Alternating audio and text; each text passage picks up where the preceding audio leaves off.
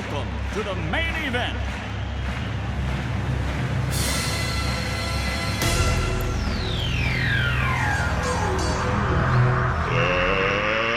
Let's get ready to rumble!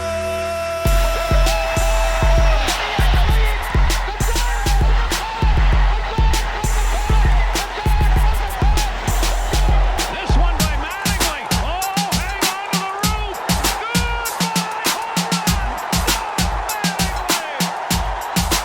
Montana looking, throwing in the end zone. 5 seconds left in the game. You believe in miracles? Yes! Little roller up along first. Behind the man. It gets through Buckner. Here comes Knight and the Mets win it.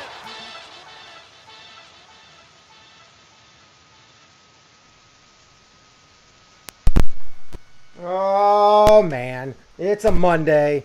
Mondays are making me mad. You have no idea. It's so angry. I'm so angry. Mondays. All right. Anyway, lots of stuff going on here. The song? Behind the scenes. What was I going to say? Oh, yeah. It's episode 202. Sports is live on a Monday at around 10-ish. We were supposed to go live around 9:40, but there were all sorts of technical difficulties and making my blood pressure rise, which Brian got to see firsthand while he was perusing the web. Anyway, we're going to talk about a lot of good stuff today. We got Antonio Brown to the Patriots, and the Patriots. I don't know what we're going to say about that, but I want to hear what Brian has to say because he was all fired up over the weekend when this whole thing transpired. So I'm excited to hear what he has to say. I'm going to talk about the Patriots a little bit too. We have Kyler Murray. He has a tremendous fourth quarter to tie the Patricia Lions. Patricia. We're also going to talk Baker Mayfield and his struggles mightily against the Titans defense. We'll get into a little Yanks versus Sox as well, and mainly because, they won. But I also want to talk about something that we might be a little bit worried about with the Yankees. And, of course, a shocking announcement that Dave Dombrowski gets fired less than a year after winning the World Series. We're going to be talking about all that today. Plus, we got a lot more to talk about, I'm sure. You can also post topics during the show while we're live, and we will put them on the screen. If you want to be notified when we go live, go ahead, hit that subscribe button, click that notification bell, and you'll be notified whenever we go live. And if you enjoy the video, give it a thumbs up. We really appreciate it. That helps get the word out. And you can find Sports and Sorts on Facebook.com/Shane and the Bryman or on Twitter @Shane and Bryman. And, of course, I'm one of your hosts. My name is Shane. I'm the Bryman. And like I said, once again, comment during the show. We'll put it up on the screen. If it's a good comment, we'll talk about it. We've got a great show. Let's go. You are listening to Sports and Sorts with Shane and the Bryman. All right, so today we are going to be talking... I had to get that in there. I love that. We got a lot of NFL to start off with. We got... First off, our predictions so far. We still obviously have the game tonight where you picked the Saints, I picked the Texans.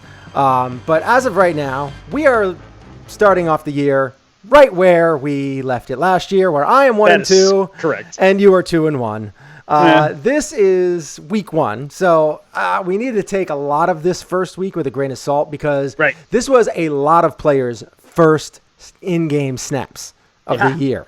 So the rust will have likely been knocked off a little bit, and I feel like we'll start seeing more of quality football starting next week. A lot of the preseason played out in week 1. Exactly, yes. So I wouldn't get too crazy about a lot of this stuff, but I do want to talk about some certain things like Baker Mayfield. I want to talk about Kyler Murray. And these are all things that you can kind of expect in week 1. But at the same time, I do want to point it out. Clint, hey, what's up, Clint? Clint is in attendance. He's all fired up after the Buffalo Bills' big comeback win, 17-16. That was one of our losses. We both picked the Jets to win. We both picked them narrowly to win. I think we weren't expecting a blowout. But big time issues with the Jets at the end of the game, and Bills just coming down the field and making some plays, which was huge. And I mean, one of the things that I expected in that game in particular was I expected Josh Allen to make some bad mistakes, and he did. He had like 4 or 5 turnovers in the first half. It was bad, but they rallied around him. They made some plays, and they got down the field, and they ended up winning 17-16. And Adam Gase showed up again. Adam Gase. I'm telling you right now, Jets fans, you don't want this guy. All right. This is a harbinger of things to come. Yeah, I mean, we'll definitely find out as it goes on. But first thing we want to talk about today are the Patriots and Antonio Brown. Because this happened over the weekend, and it happened very quickly. But what I've learned is that the Patriots, very nice. Without Antonio Brown, who they do not need Antonio Brown whatsoever. They are already one of the most complete, well-rounded Patriot teams I've ever seen. It's utterly disgusting, but this is a really good team. And you have other really good teams like the Eagles, who better lock up Melvin Gordon, or they might as well just hand over the trophy back over to the Pats. Because if you're the Eagles, the Rams, the Chief, who you are that won in Week 1, don't think your team is good because of your Week 1 win. As of now, the Patriots are head and shoulders better than you. And the only hope I can have is that Antonio Brown gets pissed off at the world because he has to share the ball with Edelman and Josh Gordon and Dorsett and with the running backs. And because Brady is going to spread the ball around. That's just what he does. He's going to spread it around. If you're open, he'll get you the darn ball. Now, he doesn't care. He also does not care at all who Antonio Brown is. He threw to people like Gronk, who is a Hall of Famer. He threw to people like Randy Moss, who is a Hall of Famer. He has got a list of people who they went down to him. They did not go and get in his face and talk smack to him because they know the level that he plays at. Now, if Antonio Brown is coming into that locker room acting like he does, every single person in that locker room will give him the biggest of eye rolls, and Bill Belichick will just point to the door, no laughs, no drama, just bye, bye, bye. That great song. And he will be out the door. But the thing that I want to talk about is, now I'm not something I want to talk about. I want to hear what he has to say, because I think the Bry Man wants to talk a little bit more about how this whole thing transpired, with Brown consulting social media specialists to expedite his release from the Raiders. So I want to hear what the Bry Man has to say about all of this. Yeah. Real quick to your point, the leash, there is no leash for Antonio Brown. It's not even a short leash. There's no leash. Yeah. He's basically a wild animal that's going to run around the yard, and if he escapes, he escapes. But there's no leash on him. Because, like you said, Belichick, they won't tolerate it because they don't need to. They did that with Josh Gordon last year. They got him. They had Josh Gordon. They were and he was like, I can't do it. I'm just not up to it. And he's like, okay, see you later. And then when you want to come back, let me know. And Josh Gordon's problems, while they're substance related, they kind of pale in comparison to Antonio Brown's problems. Because Antonio Brown's problems are, last week, it might do him some good to smoke a joint every once in a while. Last week, maybe he should start smoking with Josh. He is a little crazy. You know what? And I want to say, this is one of those fool me once, shame on you, fool me twice, shame on me kind of things. Last week, I started to actually feel, you may recall in last week's show, I felt a little bit bad for Antonio Brown because I said, you know what? Maybe the guy has CTE. Maybe he's really hurt. Maybe he took one too many hits.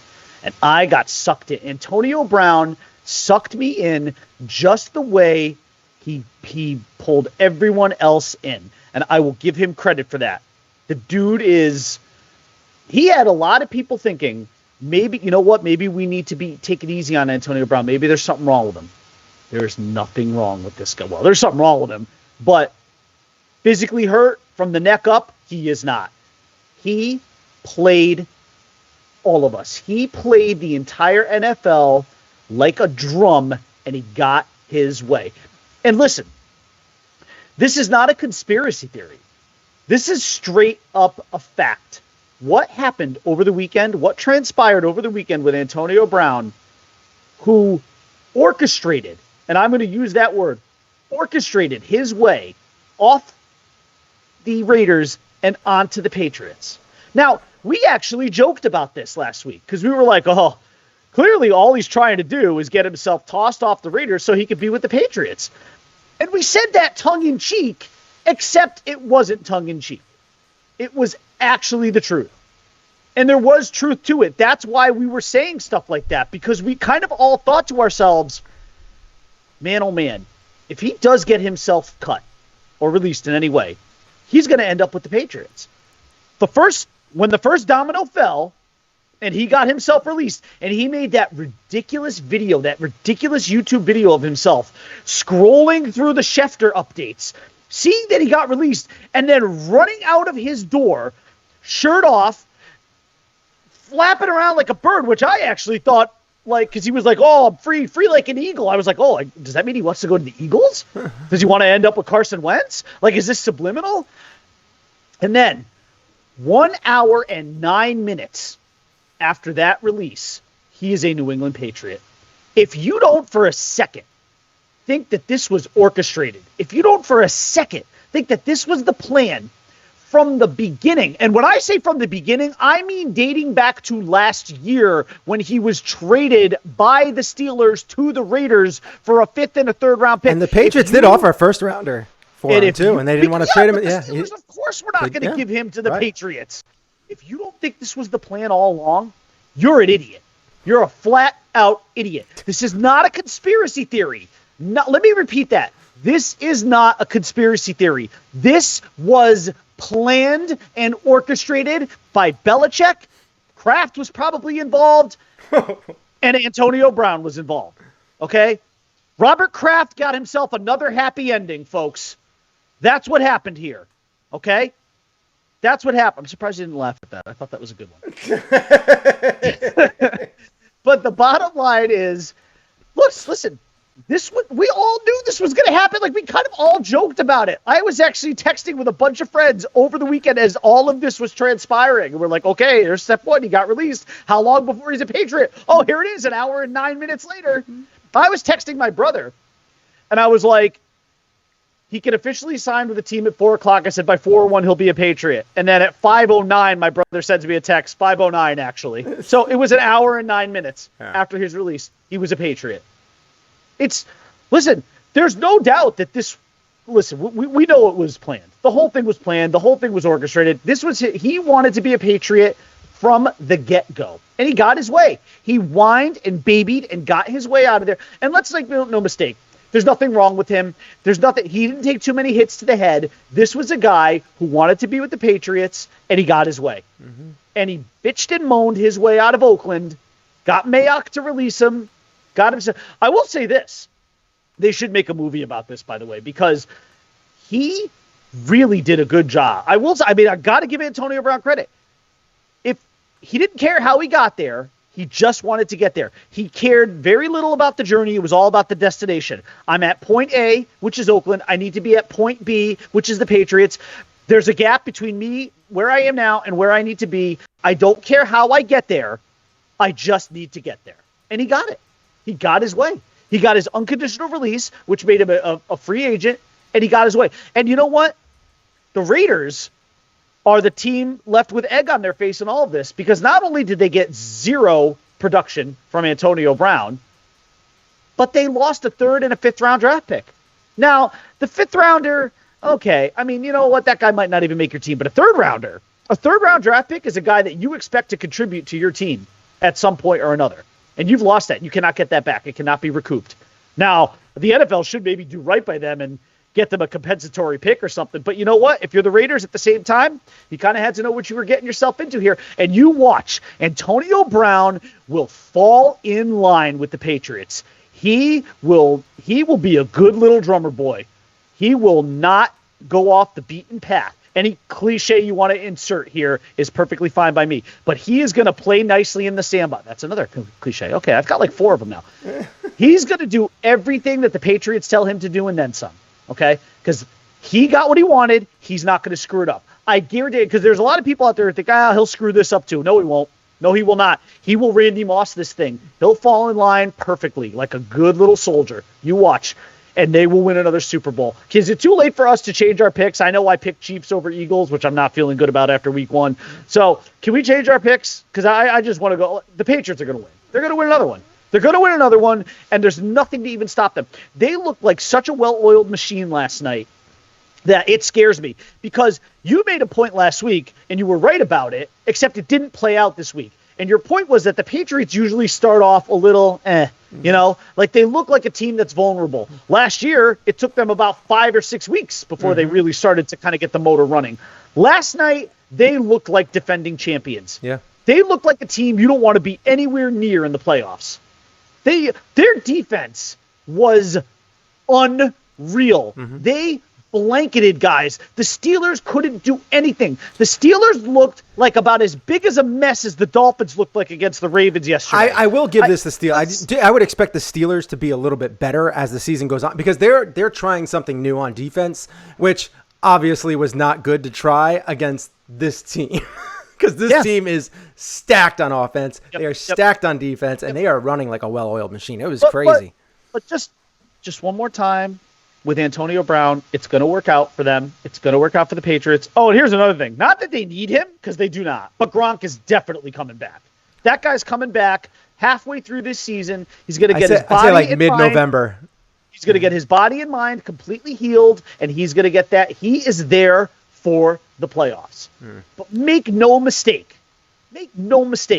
Barring Brady going down, that team is winning the Super Bowl again. Bank it, stamp it, whatever you got to do. Take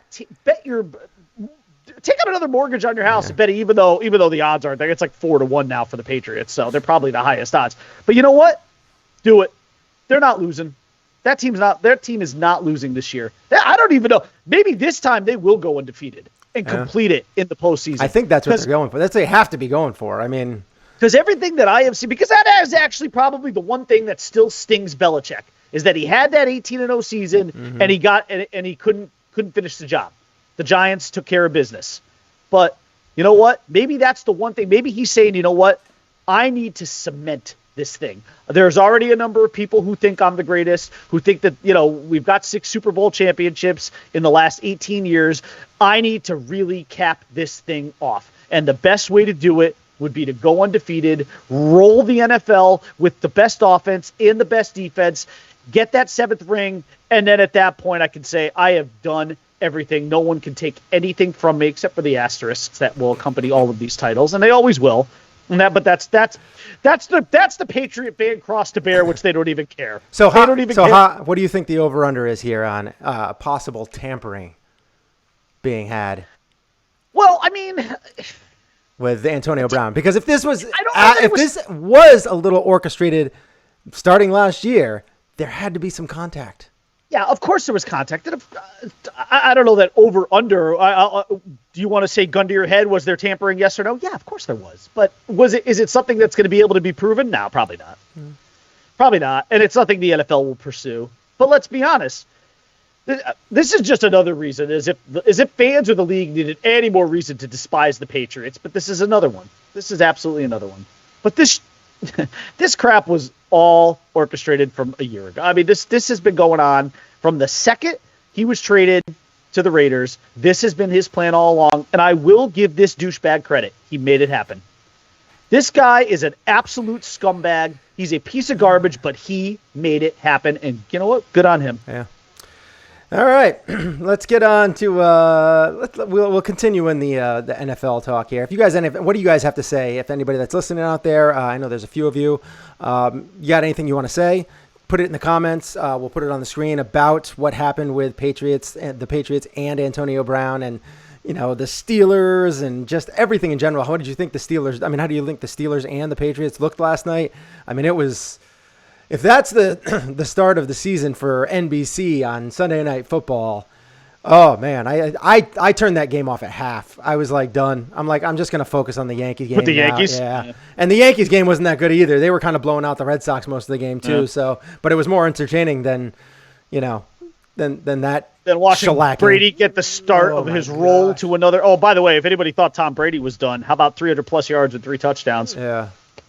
Yeah. And he and then, seeing Josh Gordon make those catches, it's just like, oh, man. I just want to know how he's doing it. Like, physically, how is he doing it? I am the same. He doesn't get hit that often.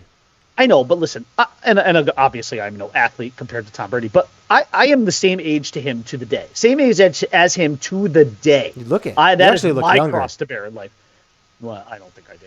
But anyway, shut up, cat! But bottom line is, you know what? That guy is a physical marvel. I will say that for him. I don't know if it's vitamin B12 injections. I don't know if the guy's just drinking a lot of orange. I don't know what the hell he's doing. I don't know what he's doing. But he is a physical marvel. I will give him that. I hate him. I hate him more than maybe I've hated any athlete ever, with maybe the sole exception of David Ortiz. But man, oh man, Tom Brady is an absolute marvel. He is unbelievable, and I'll give him that. But I hate him. He's a piece of crap too. Oh, him and Antonio Brown and Belichick, they all deserve each other. Scumbags. All right, so let's move on to the next topic. Where take me off screen for a second so I can get rid of this cat problem. All right, so just let me know when you get back. Let me know when you get back. Let me know when you get back. All right, so Kyler Murray. I don't want to talk.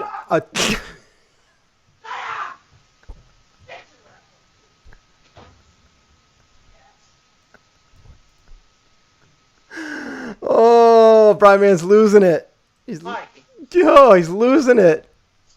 He's losing it on the cat. Yeah, get a little Patriots talk in there and yelling at his cats. Oh man, I was trying to start off with the Kyler Murray talk, but I couldn't. You were just still in the background. Ah! All right. Hulking out. Hulk man. Hulk hate cats. All right, so Kyler Murray. I wanted to talk about him real quick. Get away from that stuff. Let's cleanse our palate a little bit. Let's get into Kyler Murray here.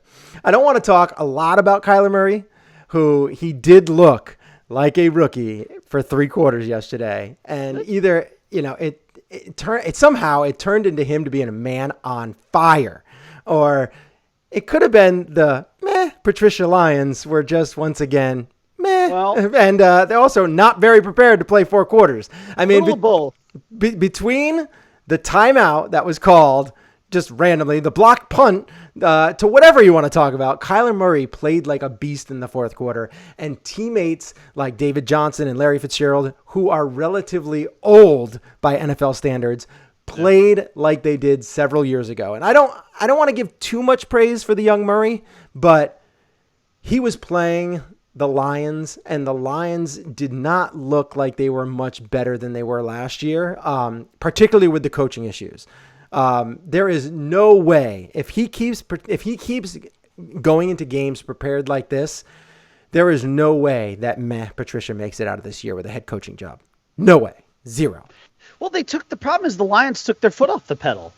They stopped, I think, after... That's a defensive coach's mind right there. Yeah. And what happened was he didn't allow, and you know what? And this is, you can say what you want about like the John Harbaughs or Bill Belichick's who clearly last night did not take the foot off the accelerator. And guess what? Their teams won. Mm-hmm. Harbaugh let Lamar Jackson play well into the 4th quarter yesterday, even though the Dolphins were dead to rights after basically the first drive of the game. But Lamar Jackson stayed in there, and he kept the pedal on the metal. He even did a fake punt when they had the Dolphins down by like 30. And it was like, I have no problem with that, by the way. Yeah. I have no problem with that. Because you know what? Give your young quarterback confidence. If you don't do stuff like that, things like what happened in the Lions-Cardinals game will happen as they did yesterday. Now, let me say this, though. So, there was one bright spot for me. I didn't play the guy fantasy-wise, but I'm actually going to be playing him as a flex player along with my other tight end, who is Evan Engram. But I have TJ Hawkinson. That guy, I said something about him, I think, last week from a fantasy perspective, or at least over the last couple weeks, that he was the best tight end coming out of college from Iowa this year. And he was the best tight end coming out of Iowa? And I was really excited about him. And I am going to be playing him next week in my flex position. With Evan Engram is my starting tight end, and then my flex guy is going to be TJ Hawkinson. And I'll tell you, man, that guy looks like an animal. he looks like an absolute beast, and Matthew Stafford loves him already. Wow. 6 targets yesterday for like 150-plus yards and a touchdown. Animal. Now, Kyler Murray. Wait. I mean, they were playing the Cardinals. No, let's not get crazy. No, but the guy looked good all preseason. That's fine, but they were playing the Cardinals in week 1. And he was a really good tight end in college. This is I'm sure. I'm sure he's going to be good, but he's going to get a lot of targets. He probably will, because they don't really have a ton. But they got Kenny Galladay. Yeah, he's a Kenny Galladay. And the ghost of Calvin Johnson. I don't know who else is there. I'm sure. But yes, see, Ronnie's with me because Ronnie knows this team. So yeah, anyways, to Kyler Murray. Yeah, so Kyler Murray, it took him 3 quarters to shake off that rookie rust, but then he started to look like the quarterback that I think that this is why Cliff Kingsbury wanted him. I will say this about Kyler Murray. Despite the small stature and everything, man, that guy can sling the ball. He can sling that ball. He's got some different arm angle slots. He can kind of come at you in different ways. He obviously maneuvers very well in the pocket, but he's also a very good looking pocket passer. Like he could be another Russell Wilson. He really could be. I mean, he's I don't know that he's quite that accurate or quite that. I mean, we can't put him in that conversation yet, but that I think would be his ceiling, right? Mm-hmm. Would be like a Russell Wilson type, right? Smaller in stature, but a big arm. That's a big ceiling. It's a huge, but listen, but if you're the Cardinals, that has to be your expectation. That's what you're hoping for. I can't say expectation, but I would say hoping that he gets there. Yeah. I think that has to be your expectation. You brought in a coach whose strategy was, I'm going to get rid of your number 1 quarterback pick from last year and draft my guy that I want. Yeah. So no, that has to be your expectation. I mean, I'm sure that's what the Cardinals, because I'm sure Cardinals management and ownership said, well, is this a bold strategy, Cotton? Let's see if it pays off for you. You're going to trade away our guy who was a number 1 pick. Instead of coming here to be our coach and coach this quarterback, your strategy is to come in, trade that guy, and then draft your own guy. Okay. All right, we'll give you the wheels to we'll give you the keys to the car, but man, oh man, you better not drive through the garage door because this is a big responsibility. So the expectation in Arizona is that Kyler Murray better have a ceiling like that. Yeah. But listen, give the guy credit. He looked good yesterday. He looked really good. I mean, it took him 3 quarters to get there, but he did. And listen, the Lions kind of did Lions things yesterday. They took their foot off the pedal in a game that they had complete and total control over. What, I'll put it up again. Yeah, that's what Ron said. In a game where Kerryon Johnson wasn't even doing all that much yesterday, and they still had a substantial lead. And you can't let a team like the Cardinals with a rookie quarterback and a geriatric Larry Fitzgerald come back on it. And listen, I love Larry Fitzgerald. He's one of the great. First of all, he's awesome. He's a first ballot Hall of Famer, and he's even a better human being, which is saying an awful lot. But you can't allow that to happen. You can't allow Kyler Murray, Larry Fitzgerald, Christian Kirk, and David Johnson to come back on you when you're up by over 2 scores. And you just can't do it. Bad all around. It was just a bad look for the Lions. And it's got to feel in a way like a win for the Cardinals. Oh, 100%. I mean, they came back and they should have won that game. I mean, there was an interception that they could have easily just ran out of bounds, but the guy just totally botched the interception. He could have ran it out of bounds and they could have kicked a field goal from there, no problem. I want to actually address something really quick that Ronnie just made a point of. But it's not a bad blocking point, issues, but I do disagree. Blocking passes. I disagree with it I disagree with it because I think that is something. That is something, despite his height, that's something that can be corrected. It absolutely can be addressed. That is something you can work on. It just requires guys getting in his ear. It requires the quarterback's coach. It requires the offensive coordinator working with him and really. It just has to do a lot with arc on the throws. Right. It has to do with touch. I mean, if he can work on touch, and that's something that's going to come with a good quarterback. I mean, Drew Brees is a short guy, but Drew Brees, his passes very rarely get batted. Right. So Russell will. Yeah. He's also the same way. Like, he's not a very tall guy, but you work your way around the pocket, and you can sometimes get outside of the pocket and make your throws. I mean, it's. I don't think that's a long-term concern for him. Yeah. Okay. I really don't. I mean, even Baker Mayfield, he isn't that tall, is he? No. Yeah. He's. I mean, he's not short by any means. I mean, he's taller than I am. I think he's probably 6'1". Is he 6'1", 6'2", maybe? I mean, Yeah, Drew Brees is like 5'11", but he goes by, I think he says 6 foot. Yeah, but Drew Brees is he's actually like 5'10". Yeah. He's short, dude. Yeah. He had 5 yesterday, but that's like I said, that's going to be a growing thing. Also, let me point out, too, that Ryan Tannehill had a massive problem with this, and the dude was 6'4". Yeah. So let's not, like, sometimes it is a touch thing. I mean, Ryan Tannehill almost sometimes looked like he was purposely throwing to the defensive lineman, which in many cases he might have been. But all right, let's switch topics. We're gonna head over to Baker's bunch here because I wanted to touch on this because Baker Mayfield struggled a ton against the Titans defense. That is pretty good. They have a good defense, but it just right there it proves that having more weapons doesn't mean that you're gonna play well. That doesn't mean you're gonna play better. And I do expect that he does come back and play better because I don't like how he left the game with in a soft wrist splint, whatever it was. But I do think that he'll come back and get back to winning sooner than later. But man, that whole team just played like garbage. I mean, this is a team that was really talented on both sides of the ball, and I expect him to come back fired up, especially after he gets a bit lit up in the media over the next several days because he likes being the underdog. And with this team, after week one's performance, people will question his talent and they'll question his leadership skills. And I think that is going to light a fire under his butt and he's going to come out like a man on fire. But it all depends on what this little wrist injury thing is. Because if it's a big deal, then we're going to have some stuff to talk about. Let's put something in perspective. We always know that after week one of the NFL is, without a doubt, the biggest overreaction week in the history of sports. Yeah. Okay? The bottom line is you had 18 penalties for 182 yards. That was the story of the game yesterday, and I watched quite a bit of that game. I was going all over the place with Sunday NFL Ticket yesterday, and I can tell you that because of those penalties, the Browns were just not really able to get any kind of continuity. They just couldn't. They couldn't get out of their own way yesterday. And listen, I don't want to say you ignore that because when you have those kind of penalties, that's a problem. But in some ways, if you're the Browns, this kind of has to be a bit of a throwaway game. Okay, 18 penalties for 182 yards, but basically every penalty was setting you back 10 yards. All right, that is not. You cannot win. You cannot win. Even against an inferior opponent, when you're playing at home, you're going to get blown out if you have that many penalties for that many yards. That is a killer. Those are killers. So I don't want to overreact too much to this because I still think the Browns are going to be a very good team. There's just too much talent, I think, for them not to be. But listen, that was a bad look yesterday.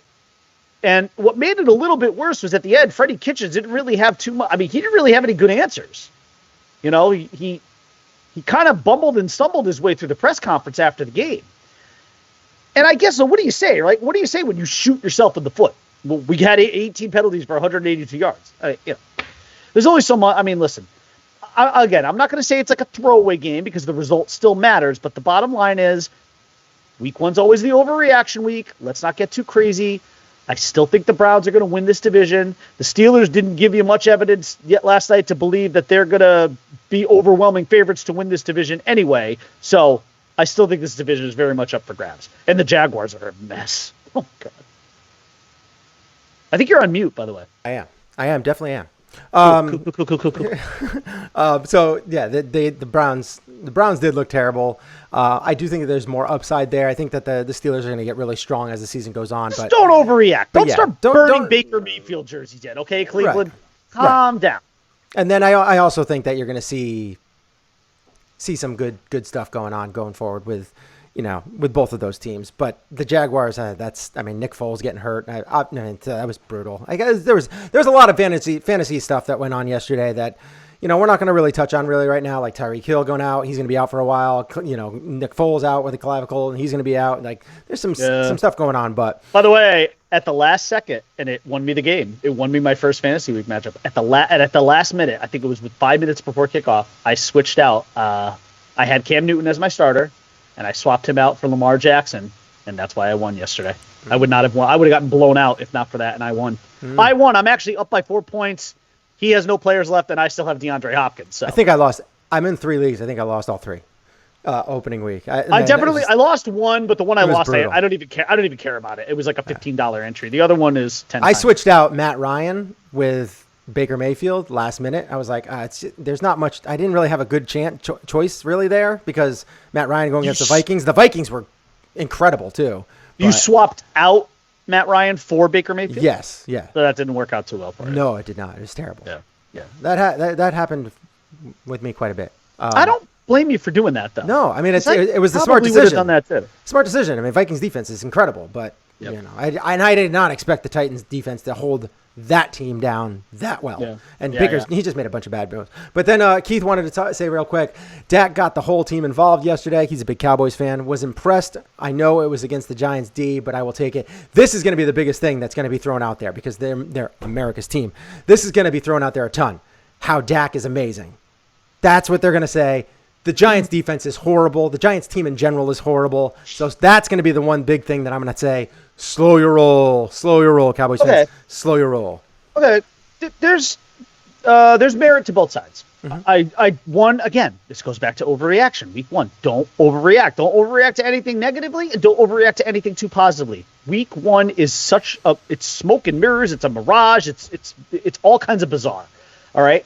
However, Dak Prescott yesterday, because I watched a lot of that game too, he did look like a quarterback who is starting to mature and taking those progressive steps that you want to take, that you want a franchise quarterback who you're about to pay $30 million a year to do. You want him to make those steps, right? You want him to make that, to have that progression. And yesterday, he completely looked that part. He did spread the ball around. He looked really good. And a game where they really didn't, yes, they had Zeke Elliott available, and Zeke, but Zeke had limited touches yesterday. That was Dak's game. He looked really, really good yesterday. You can't take it away from him. And listen, that's going to help him. Games like that, look, whatever. Yeah. But the bottom line is he played well. He had the second highest fantasy points for a quarterback yesterday.